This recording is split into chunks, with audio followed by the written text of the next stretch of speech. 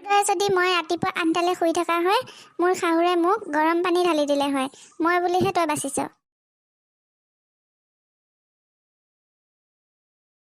হেৰি, নতুন ঘৰখনত গৈ ছোৱালীজনী কি কৰিছে কি নকৰিছে মোৰচোন বৰ চিন্তা হৈ আছে। ইমান যদি চিন্তা হৈছে তুমি ফোন এটা কৰি খা খবৰ লোৱা। আৰু আমাৰ ছোৱালী আমি যিখন ঘৰত বিয়া দিছোঁ তাত তাই একো অভাৱ নাই, একো কষ্ট নাপায়। তাই ইমান সৰু ছোৱালী, 16 বছৰ হৈছেহে।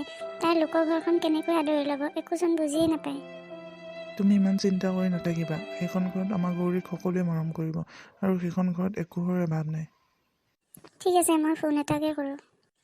হেল্ল', মাজনী, কি কৰিছা? তাত থাকি ভাল লাগিছেনে? দেউতাৰে আছে, আমি তোমাৰ কথাকে পাতি আছিলোঁ।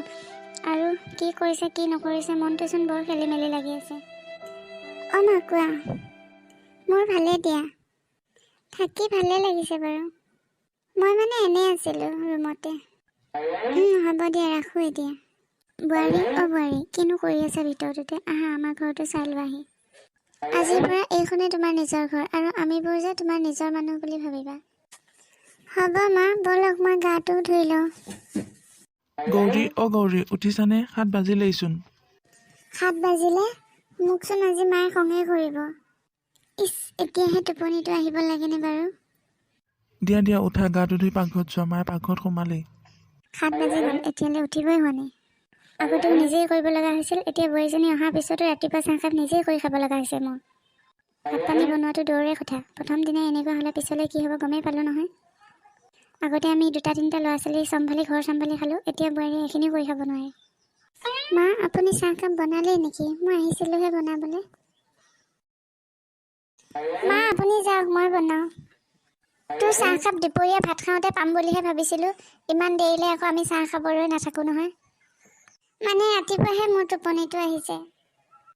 তোৰ দৰে যদি মই ৰাতিপুৱা আনটালে শুই থকা হয় মোৰ শাহুৰে মোক গৰম পানী ঢালি দিলে হয়। মই বুলিহে তই বাচিছ। মা, আপুনি এইবোৰ কি কথা কৈ আছে? মই একো বুজি পোৱা নাই।